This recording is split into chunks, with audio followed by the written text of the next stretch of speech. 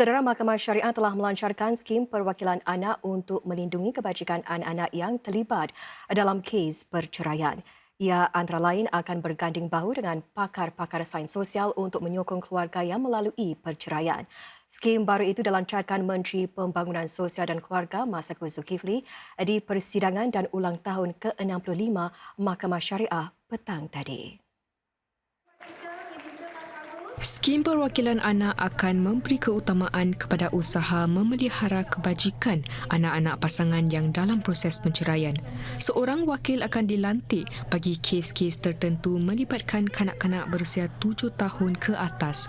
Mereka akan bertindak sebagai perantara bagi isu-isu yang mungkin dipertikaikan seperti isu penjagaan, kawalan atau akses kepada anak tersebut dipertikaikan pihak yang mahu bercerai.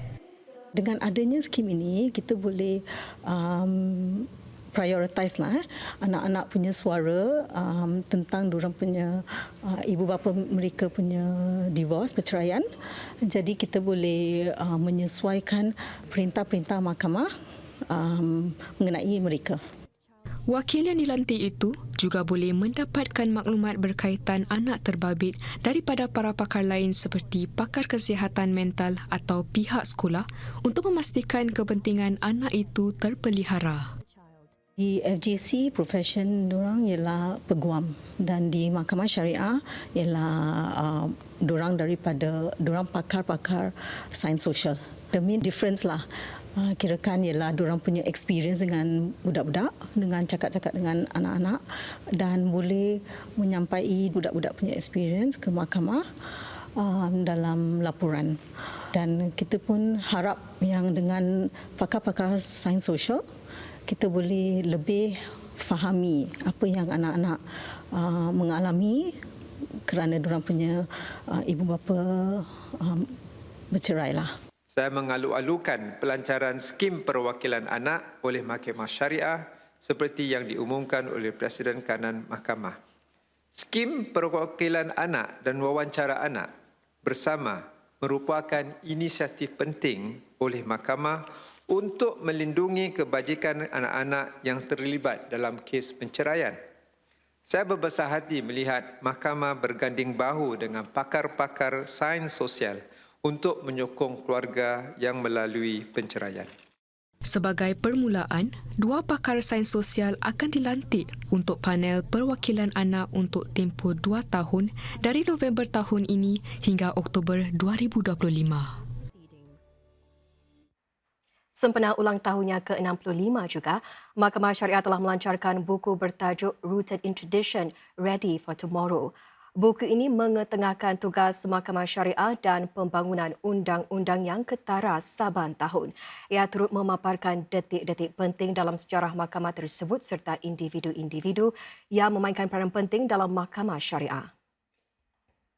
Dengan menerbitkan buku ini, kami berharap untuk dapat memaparkan prinsip-prinsip Islam yang telah memandu Mahkamah Syariah di dalam setiap perkhidmatan yang diberikan dan juga keputusan yang dibuat, iaitu ihsan, ma'ruf dan amanah.